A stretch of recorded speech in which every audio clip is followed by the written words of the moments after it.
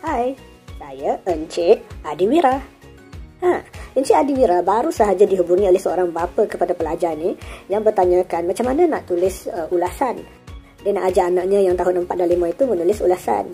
Ini adalah satu tindakan yang terpuji. Adiwira puji sangat tindakan bapa pelajar ni kerana memberi perhatian kepada pelajaran anak-anaknya. Sebenarnya untuk menghasilkan ulasan ni kacang aja. Bila kita nak hasilkan ulasan, dia ada dua kandungan di dalam ulasan tersebut. Kandungan pertama ialah isi tersurat dan kandungan yang kedua ialah isi yang tersirat.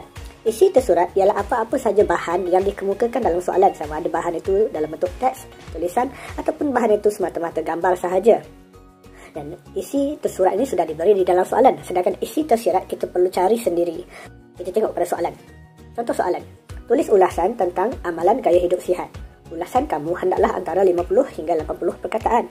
Dalam soalan ini tidak diberikan teks tetapi diberikan gambar. Mari kita tengok apakah isi tersurat dan apakah isi tersirat.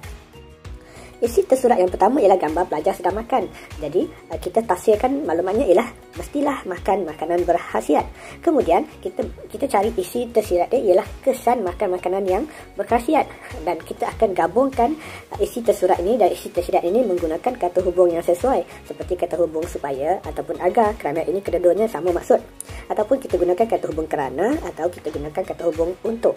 Jadi bila kita gabungkan, kita mestilah makan makanan berkhasiat supaya kita tidak mengalami masalah berat badan seperti obesiti. Gambar kedua ialah gambar pelajar sedang bermain bola sepak.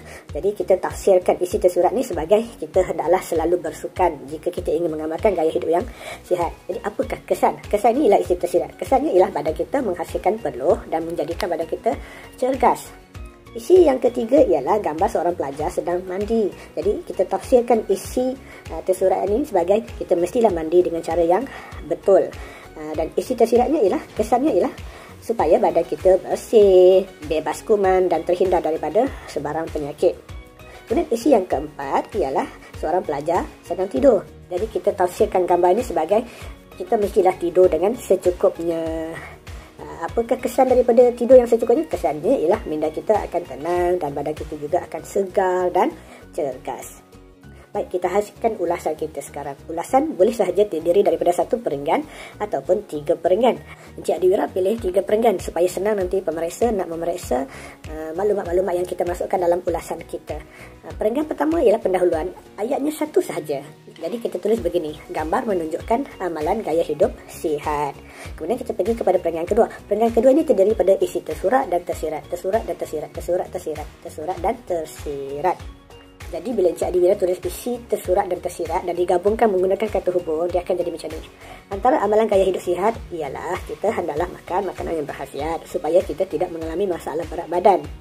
Kemudian gunakan penanda wacana. Selain itu, kita hendaklah selalu bersukan supaya badan kita menghasilkan peluh dan menjadi cergas. Seterusnya, kita mestilah mandi dengan cara yang betul agar badan kita menjadi bersih dan terhindar penyakit.